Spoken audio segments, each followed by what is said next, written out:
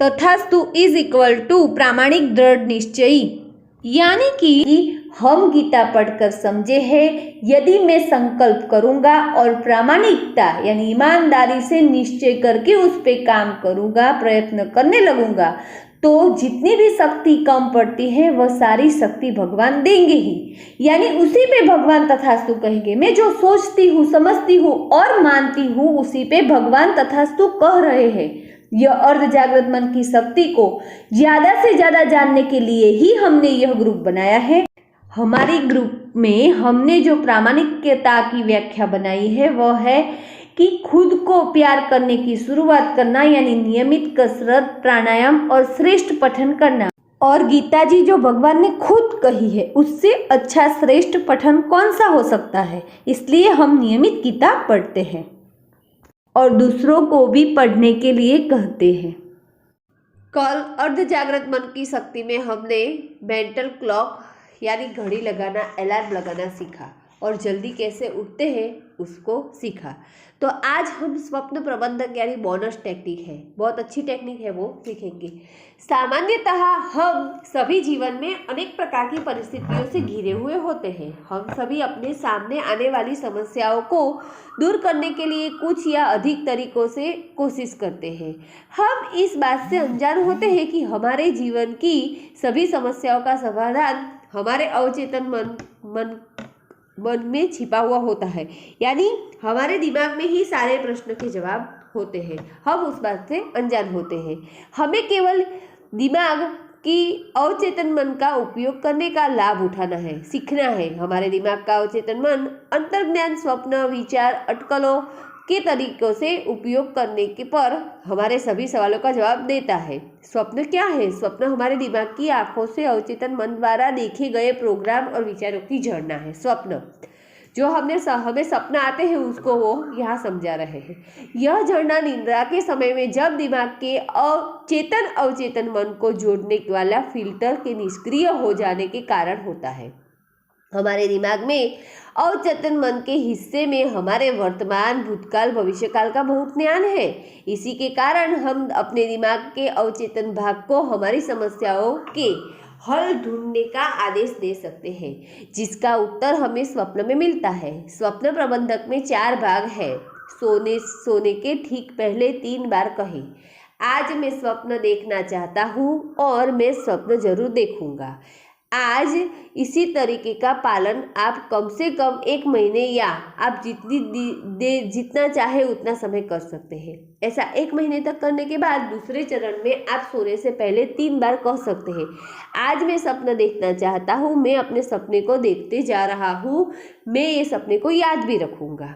एक विशिष्ट समय तक यह तरीका दोहराने के बाद हम तीसरे चरण में पहुंचेंगे, जहां इस चरण में सोने से पहले अपने आप से कहें, आज मैं एक अधिक से अधिक सपने देखना चाहता हूँ, मैं एक सपने से अधिक सपने देखूंगा और मेरे सपने को याद भी रखूंगा। सपने देखने के बाद जब आप उठे तभी सपनों को याद करने की कोशिश करें। इस टेक्निक का अभ्यास भी 1 माह तक करें। अब आप स्वप्न प्रबंधक के मास्टर हो गए हैं। ये क्यों करना है तो आगे बताते हैं। चौथे चरण में जब आप अपनी समस्याओं, परिस्थितियों के बारे में अपने दिमाग के अवचेतन भाग में प्रश्न प्रस्तुत कर सकते हैं, आपको उत्तर मिलेगा। आपको इसी समस्या के बारे में दिमाग से 3 बार प्रश्न करने होंगे। आपको इस सवाल के उत्तर सपनों में जरूर प्राप्त होंगे। उत्तर मिलने के बाद उसे आप सुबह जगे तो तुरंत लिख दें। लिखेंगे नहीं तो बाद में उसे भूल सकते हैं। उत्तरों को भूलने से बचने के लिए आप बिस्तर के पास पेन और कागज रखने की आदत बना लें, ताकि जैसे ही आंख खुले आप सपने में समस्याओं के मिले हुए जवाब को तुरंत लिख सकें। इसके लाभ क्या है? आप अपने दिमाग के अवचेतन भाग से अपने जीवन की किसी भी समस्या का समाधान प्राप्त कर सकते हैं। आपके दिमाग का अवचेतन भाग सभी सवालों का सरलता से जवाब देने के योग्य होता है। आप अपनी आंतरिक शक्ति को उन्मुत्पादित कर सकते हैं और योग्य बनेंगे, करने के लिए योग्य बन जाएंगे। आप अपने दिमाग को आज्ञा देने या नियंत्रण में रखने के योग्य बनेंगे। बहुत अच्छी बात उन्होंने बताई है, लेकिन देखो मैं मेरा फंडा बता रही हूँ, गीता जी पढ़ के जो मैं समझी। हमें सोते समय अपने आप को प्रश्न पूछने हैं, अपने दिमाग में प्रश्न डालने हैं। मेरा तो यही है कि मैं जो गीता जी के प्रवचन परम पूज्य पांडुरंग शास्त्री आठवले के सुनने जाती हूँ, हर हफ्ते एक समय निश्चित है, तो वो 1 घंटा निश्चित होता है। तो इस घंटे में मुझे हर पूरे हफ्ते जो भी क्वेश्चन होते हैं उसकी वजह से ऐसा ही लगता है कि मेरे प्रश्न का जवाब ही चल रहा है। सिर्फ हमारा नजरिया चाहिए, हमें हमारी और कई तरह से जवाब आते ही होते हैं जो हमारा प्रश्न होता है। कभी हमारे साथ कुछ गलत बुरा हुआ ना तो हम बहुत दुखी हो जाते हैं, तो किसी इतने दुखी व्यक्ति का प्रश्न आएगा तब लगेगा कि हमारा दुख तो दुख ही नहीं है, हमारी तकलीफ तो तकलीफ ही नहीं है। ऐसा कई बार होता है। फिर हमारा कई जवाब मिलता है, कई रामायण में ये लिखा है, महाभारत में लिखा है, कृष्ण जी ने ये कहा है, गीता के किसी श्लोक में हमें जवाब मिल जाता है। यानी हमारा नजरिया चाहिए। और जो अर्ध जागृत मन की शक्ति से जानने का जो यहाँ टेक्निक उन्होंने बताई वो बहुत अच्छी है। हमें जो स्फूर्णाएँ होती हैं, हमने इस पर बहुत काम किया है, कई महीनों तक हमने अपनी स्फूर्णाएँ लिखी है, अपनी इच्छाएं लिखी है। हमें जो जो अच्छा लगता है, जो चाहिए जीवन में, वो सारी हमने बातें हमारी डायरी में लिखी है बहुत पहले, जब हमने ये किताबें पढ़ना शुरू की थी। अभी जो ये वर्कशॉप चल रहा है उसमें हम ये डायरी तो लिखते ही है नियमित। तो आज के बाद अब जो जो हम पढ़ेंगे, सुनेंगे, खुद से कोई किताब पढ़ते हैं तो वो पढ़ेंगे।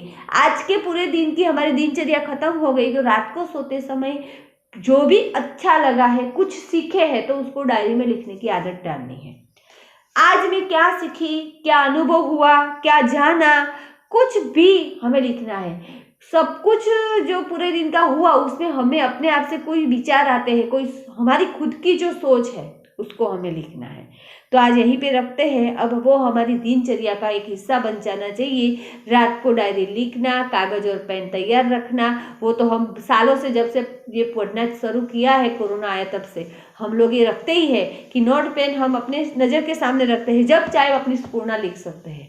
तो उस पर हम सजाग होकर काम करेंगे। आज यहीं पे रखते हैं। अब हम लोग खुद से किताब पढ़ने लगे हैं, खुद से गीता जी पढ़ने लगे हैं, तो खुद जो आज समझे हैं, आज कुछ नया जाना, तो हम ग्रुप में शेयर करेंगे। बस आज यहीं पे रखते हैं।